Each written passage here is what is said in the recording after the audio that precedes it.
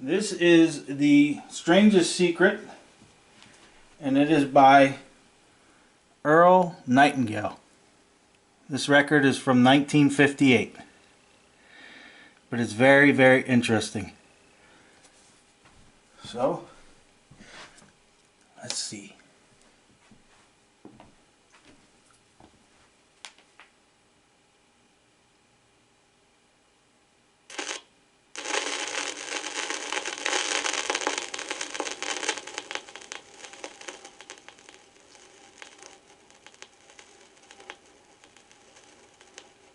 I'd like to tell you about the strangest secret in the world.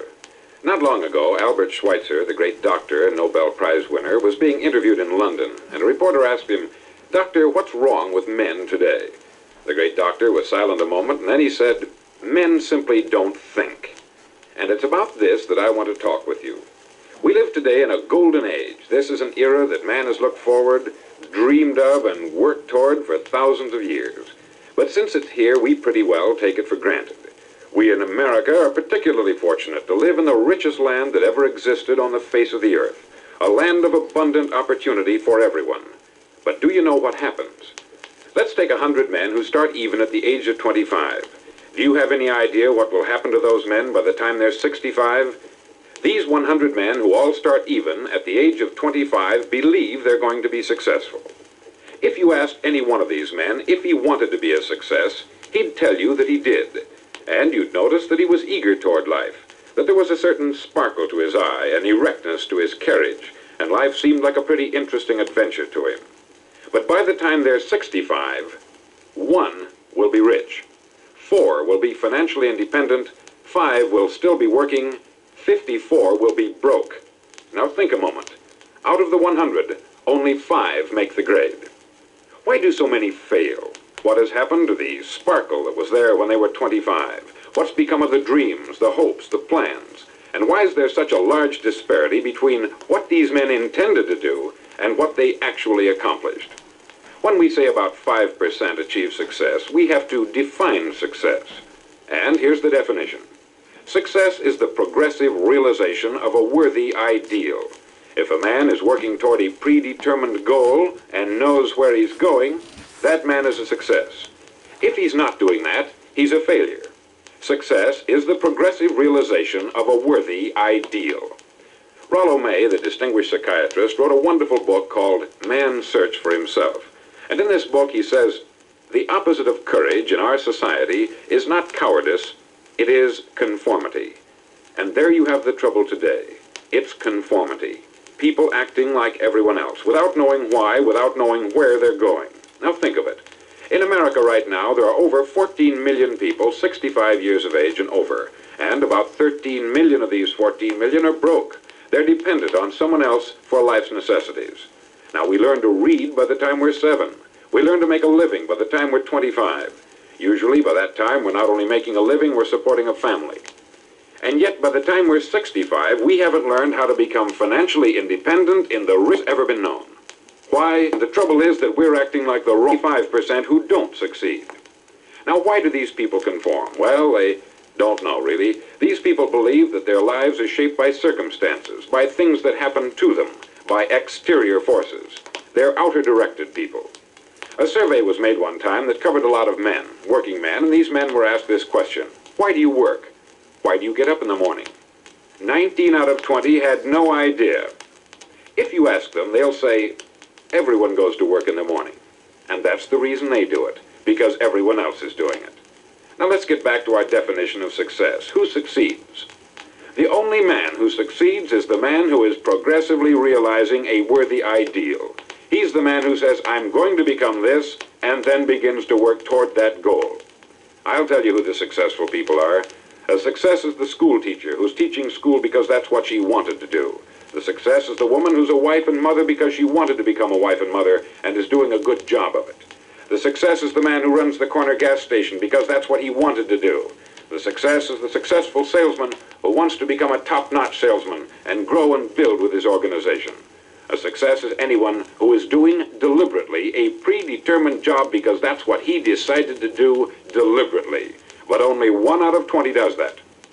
That's why today there isn't really any competition, unless we make it for ourselves. Instead of competing, all we have to do is create.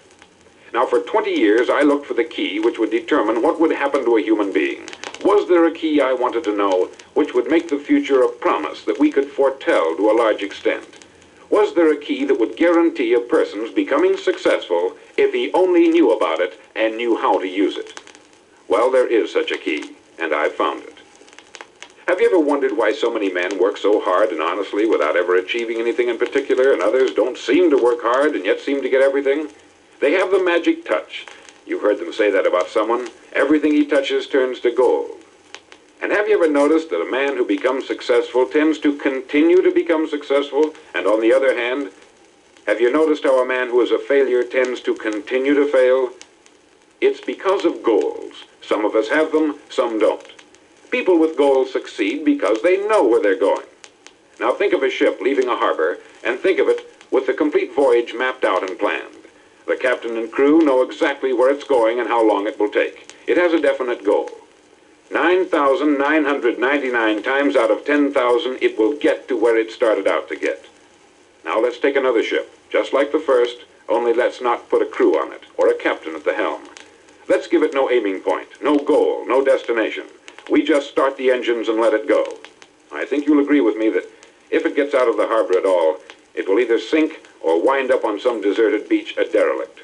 It can't go any place because it has no destination and no guidance. It's the same with a human being.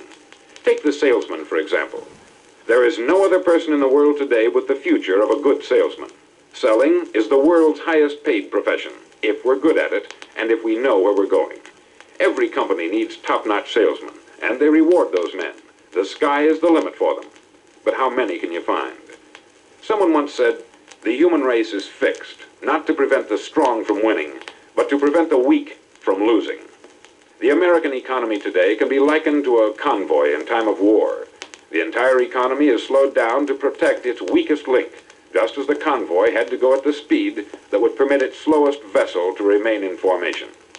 That's why it's so easy to make a living today. It takes no particular brains or talent to make a living and support a family today. So we have a plateau of so-called security, if that's what a person's looking for. But we do have to decide how high above this plateau we want to aim for. Now let's get back to the strangest secret in the world, the story that I wanted to tell you today. Why do men with goals succeed in life and men without them fail? Well, let me tell you something which, if you really understand it, will alter your life immediately. If you understand completely what I'm going to tell you from this moment on, your life will never be the same again. You'll suddenly find that good luck just seems to be attracted to you. The things you want just seem to fall in line. And from now on, you won't have the problems, the worries, the gnawing lump of anxiety that perhaps you've experienced before. Doubt, fear, well, they'll be things of the past. Here's the key to success, and the key to failure. We become what we think about. Now let me say that again. We become what we think about. Throughout all history, the great wise men and teachers, philosophers and prophets have disagreed with one another on many different things. It is only on this one point that they are in complete and unanimous agreement. Listen to what Marcus Aurelius, the great Roman emperor, said. He said, "A man's life is what his thoughts make of it." Disraeli said this, "Everything comes if a man will only wait. I have brought myself by long meditation to the conviction that a human being with a settled purpose must accomplish it, and that nothing can resist a will that will stake even existence for its fulfillment." Ralph Waldo Emerson said this, "A man is what he thinks about all day long."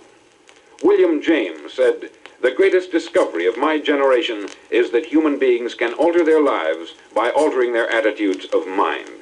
And he also said, "We need only in cold blood act as if the thing in question were real, and it will become infallibly real by growing into such a connection with our life that it will become real.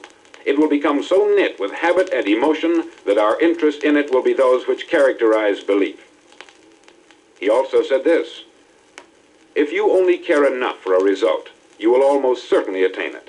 If you wish to be rich, you will be rich. If you wish to be learned, you will be learned. If you wish to be good, you will be good." Only you must then really wish these things, and wish them exclusively, and not wish at the same time 100 other incompatible things just as strongly. In the Bible you read, in Mark 9:23, "If thou canst believe, all things are possible to him that believeth." Dr. Norman Vincent Peale said this, "This is one of the greatest laws in the universe. Fervently do I wish I had discovered it as a very young man. It dawned upon me much later in life, and I found it to be one of the greatest, if not my greatest discovery, outside of my relationship to God. And the great law, briefly and simply stated, is that if you think in negative terms, you'll get negative results. If you think in positive terms, you will achieve positive results.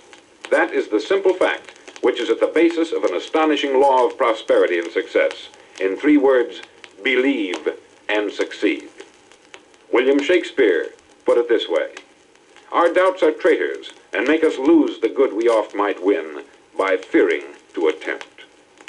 George Bernard Shaw said, "People are always blaming their circumstances for what they are. I don't believe in circumstances. The people who get on in this world are the people who get up and look for the circumstances they want, and if they can't find them, make them." Well, it's pretty apparent, isn't it? And every person who discovered this for a while believed that he was the first one to work it out. We become what we think about. Now it stands to reason that a person who's thinking about a concrete and worthwhile goal is going to reach it, because that's what he's thinking about. And we become what we think about. Conversely, the man who has no goal, who doesn't know where he's going, and whose thoughts must therefore be thoughts of confusion and anxiety and fear and worry, becomes what he thinks about. His life becomes one of frustration, fear, anxiety, and worry. And if he thinks about nothing, he becomes nothing. Now, how does it work? Why do we become what we think about? Well, I'll tell you how it works as far as we know. Now, to do this, I want to tell you about a situation that parallels the human mind. Suppose a farmer has some land, and it's good, fertile land. Now, the land gives the farmer a choice. He may plant in that land whatever he chooses. The land doesn't care. It's up to the farmer to make the decision. Now, remember, we're comparing the human mind with the land, because the mind, like the land, doesn't care what you plant in it. It will return what you plant, but it doesn't care what you plant. Now, let's say that the farmer has 2 seeds in his hand. One is a seed of corn, the other is nightshade, a deadly poison.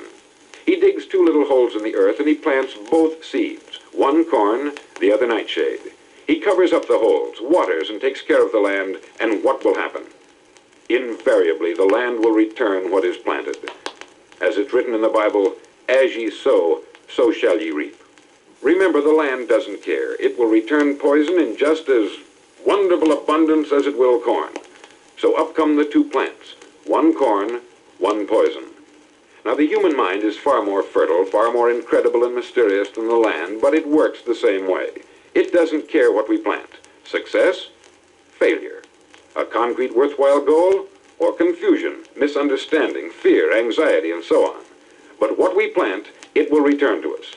You see, the human mind is the last great unexplored continent on the earth. It contains riches beyond our wildest dreams. It will return anything we want to plant. Now you might say, well, if that's true, why don't people use their minds more? Well, I think they've figured out an answer to that too. Our mind comes as standard equipment at birth. It's free, and things that are given to us for nothing we place little value on. Things that we pay money for, we value. The paradox is that exactly the reverse is true. Everything that's really worthwhile in life came to us free. Our mind, our soul, our body, our hopes, our dreams, our ambitions, our intelligence, our love of family and children and friends. All these priceless possessions are free, but the things that cost us money are actually very cheap and can be replaced at any time. A good man can be completely wiped out and make another fortune. He can do that several times. Even if our home burns down, we can rebuild it, but the things we got for nothing, we can never replace. The human mind isn't used merely because we take it for granted. Familiarity breeds contempt. It can do any kind of job we assign to it, but generally speaking, we use it for little jobs instead of big important ones. Universities have proved that most of us are operating on about 10% of our abilities. Decide now, what is it you want? Plant your goal in your mind. It's the most important decision you'll ever make in your entire life. Do you want to be an outstanding salesman, a better worker at your particular job? Do you want to go places in your company, in your community? All you've got to do is plant that seed in your mind, care for it, work steadily toward your goal, and it will become a reality. It not only will, there's no way that it cannot. You see, that is a law, like the laws of Sir Isaac Newton, the laws of gravity. If you get on top of a building and jump off, you'll always go down. You'll never go up. And it's the same with all the other laws of nature. They always work. They're inflexible. Think about your goal in a relaxed, positive way. Picture yourself in your mind's eye as having already achieved this goal. See yourself doing the things you will be doing when you've reached your goal. Ours has been called the phenobarbital age, the age of ulcers and nervous breakdowns. At a time when medical research has raised us to a new plateau of good health and longevity, far too many of us worry ourselves into an early grave trying to cope with things in our own little personal ways, without learning a few great laws that will take care of everything for us. These things we bring on ourselves through our habitual way of thinking. Every one of us is the sum total of his own thoughts. He is where he is because that is exactly where he really wants to be, whether he'll admit that or not. Each of us must live off the fruit of his thoughts in the future, because what you think today and tomorrow, next month and next year, will mold your life and determine your future. You're guided by your mind. I remember one time I was driving through Arizona and I saw one of those giant earth-moving machines roaring along the road at about 35 miles an hour with what looked like 20 tons of dirt in it, a tremendous, incredible machine, and there was a little man perched way up on top with the wheel in his hands guiding it. And as I drove along, I was struck by the similarity of that machine to the human mind. Just suppose you're sitting at the controls of such a vast source of energy. Are you going to sit back and fold your arms and let it run itself into a ditch? Or are you going to keep both hands firmly on the wheel and control and direct this power to a specific, worthwhile purpose? It's up to you. You're in the driver's seat. You see, the very law that gives us success is a two-edged sword. We must control our thinking. The same rule that can lead a man to a life of success, wealth, happiness, and all the things he's ever dreamed of for himself and his family, that very same law can lead him into the gutter. It's all in how he uses it, for good or for bad. This is the strangest secret in the world. Now, why do I say it's strange, and why do I call it a secret? Actually, it isn't a secret at all. It was first promulgated by some of the earliest wise men, and it appears again and again throughout the Bible. But very few people have learned it, understand it. That's why it's strange, and why, for some equally strange reason, it virtually remains a secret. I believe that you could go out and walk down the main street of your town and ask one man after another what the secret of success is, and you probably wouldn't run into one man in a month who could tell you. Now, this information is enormously valuable to us if we really understand it and apply it. It's valuable to us not only for our own lives, but the lives of those around us, our family, employees, associates, and friends. Life should be an exciting adventure. It should never be a bore. A man should live fully, be alive. He should be glad to get out of bed in the morning. He should be doing a job he likes to do because he does it well. One time I heard Grove Patterson make a speech, the editor-in-chief of the Toledo Daily Blade, and as he concluded his speech, he said something that I've never forgotten. He said something like this: "My years in the newspaper business have convinced me of several things, among them that people are basically good, and that we came from someplace, and we're going someplace. So we should make our time here an exciting adventure. The architect of the universe didn't build a stairway leading nowhere. And the greatest teacher of all, the carpenter from the plains of Galilee, gave us the secret time and time again. As ye believe, so shall it be done unto you."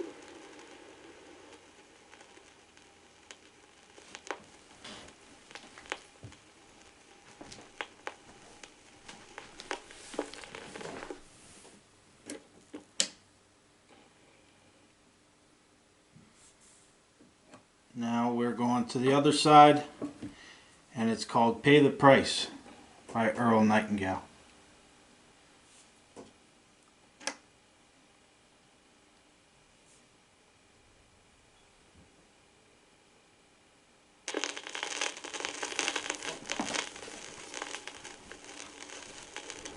On side number 1 of this record, I've explained the strangest secret in the world and how it works. Now, on this side, I want to explain how you can prove to yourself the enormous returns possible in your own life by putting this secret to a practical test. I want you to make a test that will last 30 days. Now, it isn't going to be easy.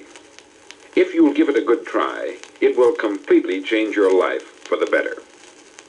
Back in the 17th century, Sir Isaac Newton, the English mathematician and natural philosopher, gave us some natural laws of physics which apply as much to human beings as they do to the movement of bodies in the universe. Now, one of these laws is that for every action, there is an equal and opposite reaction. Simply stated, as it applies to you and me, it means we can achieve nothing without paying the price. The results of your 30-day experiment will be in direct proportion to the effort you put forth. To be a doctor, you must pay the price of long years of difficult study. To be successful in selling, and remember that each of us succeeds to the extent of his ability to sell. Selling our families on our ideas, selling education in schools, selling our children on the advantages of living the good and honest life, selling our associates and employees on the importance of being exceptional people, to, of course, the profession of selling itself. But to be successful in selling our way to the good life, we must be willing to pay the price. Now, what is that price? Well, it's many things. First, it's understanding emotionally, as well as intellectually, that we literally become what we think about, that we must control our thoughts if we're to control our lives. It's understanding fully that, as ye sow, so shall ye reap. Secondly, it's cutting away all the fetters from the mind and permitting it to soar as it was divinely designed to do. It's the realization that your limitations are self-imposed and that the opportunities for you today are enormous beyond belief. It's rising above narrow-minded pettiness and prejudice.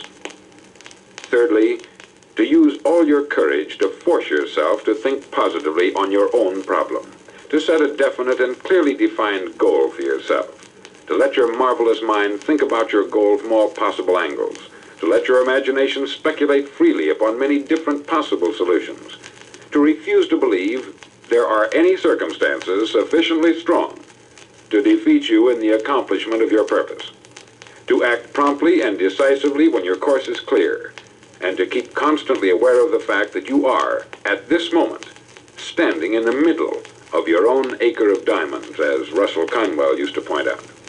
Fourth, save at least 10% of what you earn. It's also remembering that no matter what your present job, it has enormous possibilities if you're willing to pay the price. Now let's just go over the important points in the price each of us must pay to achieve the wonderful life that can be ours. It is, of course, worth any price. 1, you will become what you think about. 2, remember the word imagination. Let your mind soar. 3, courage. Concentrate on your goal every day. 4, save 10% of what you earn. And action. Ideas are worthless unless we act on them. Now I'll try to outline the 30-day test I want you to make. Now keep in mind that you have nothing to lose by making this test, and everything you could possibly want to gain. There are 2 things that may be said of everyone.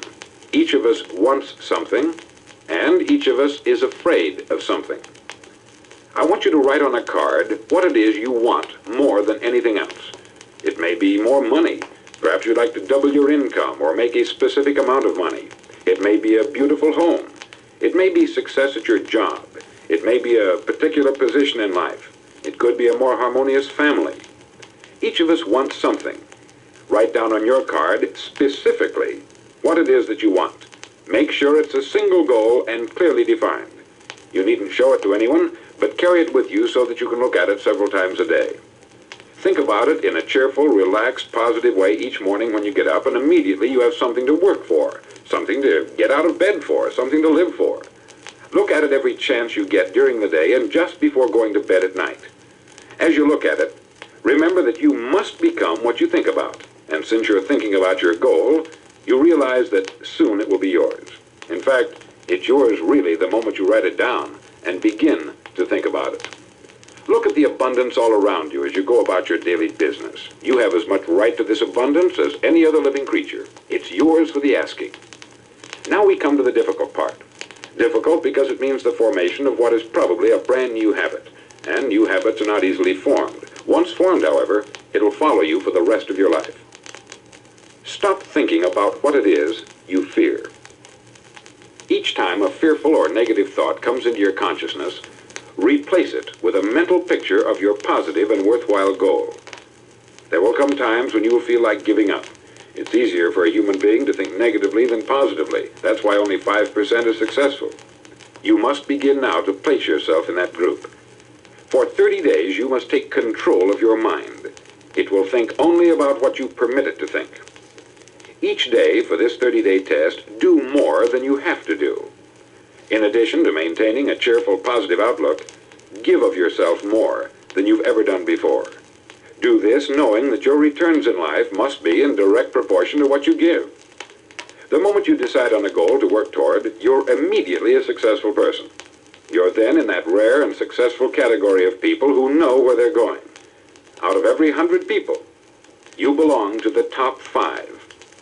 Don't concern yourself too much with how you're going to achieve your goal. Leave that completely to a power greater than yourself.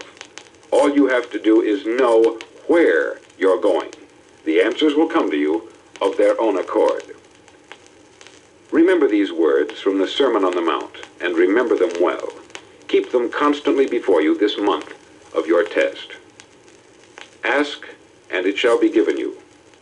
Seek, and ye shall find. Knock, and it shall be opened unto you. For every one that asketh receiveth, and he that seeketh findeth, and to him that knocketh it shall be opened. It's as marvelous and as simple as that.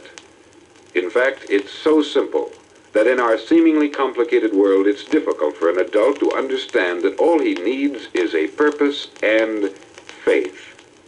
For 30 days, do your best.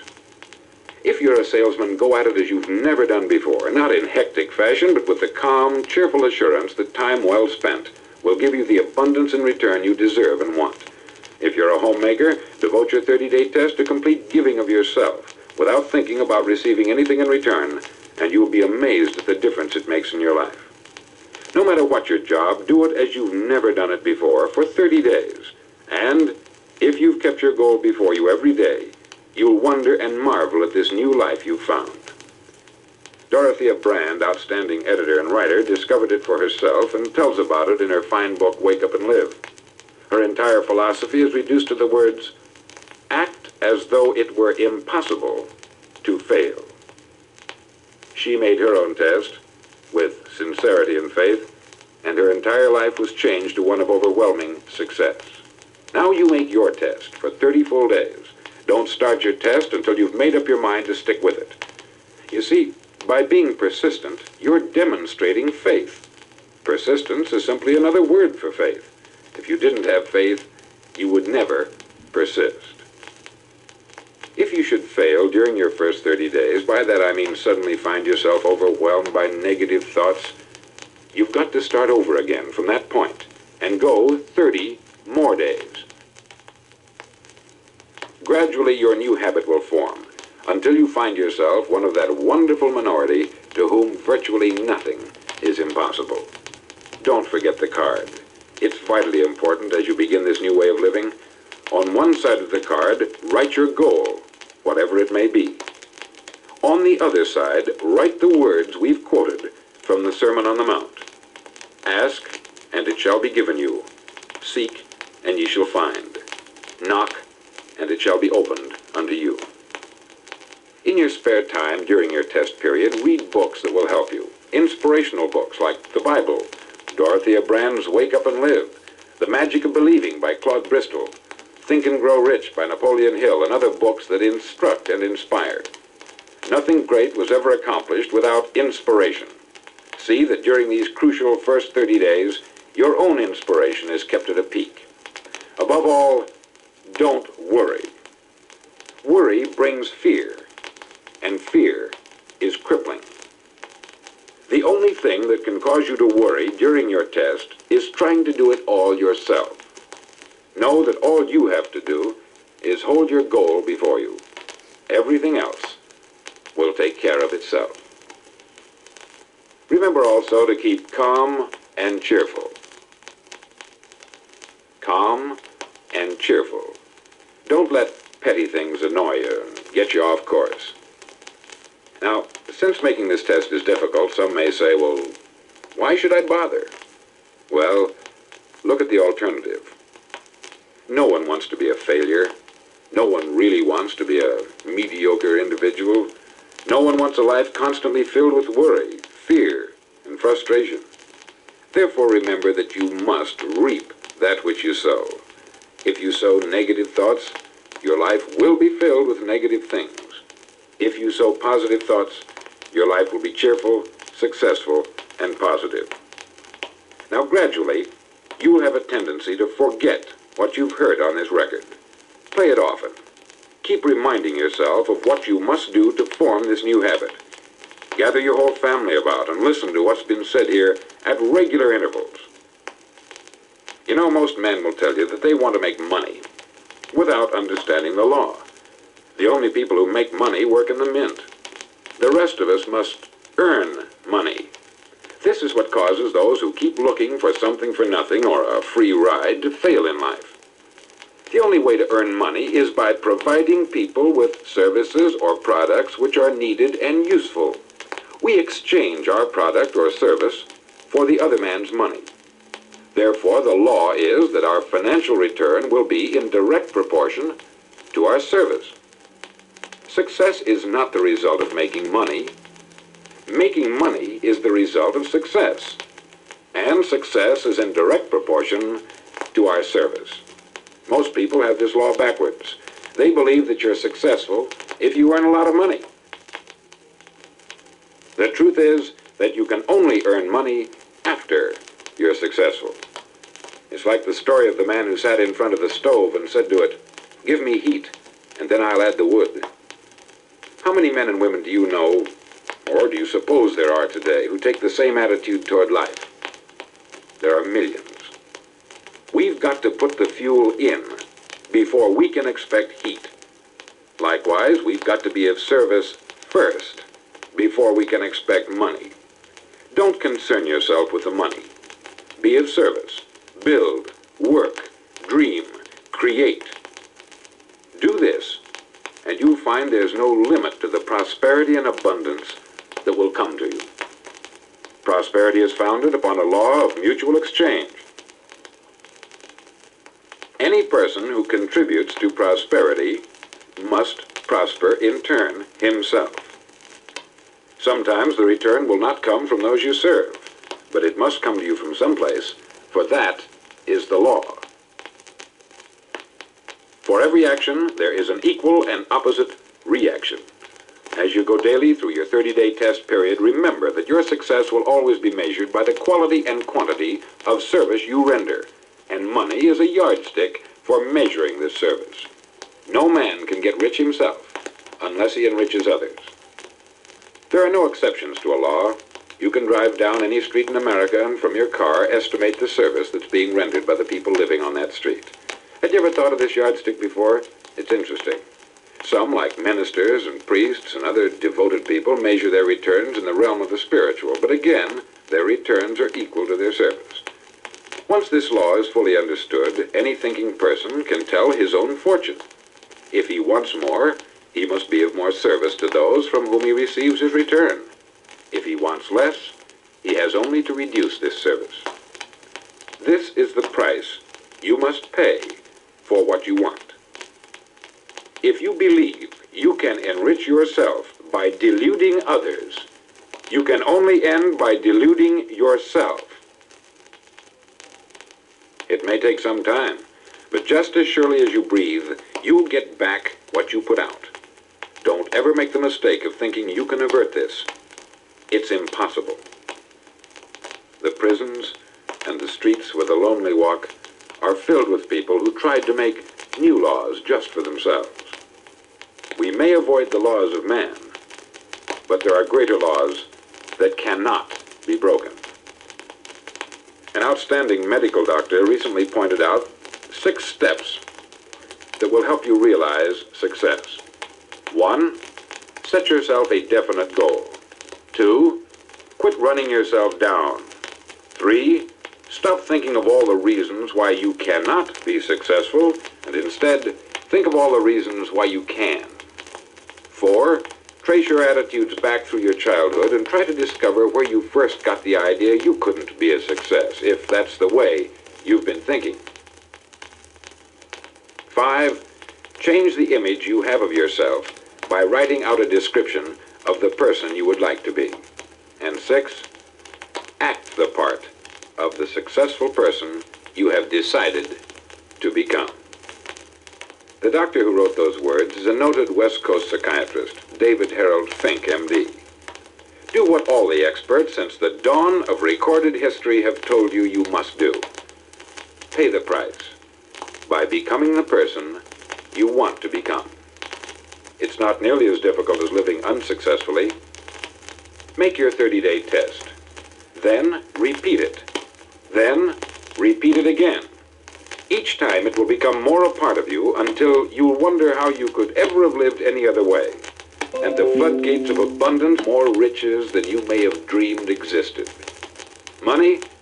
Yes, lots of it. But what's more important, you'll have peace. You'll be in that wonderful minority who lead calm, cheerful, successful lives. Start today. You have nothing to lose, but you have a life to win.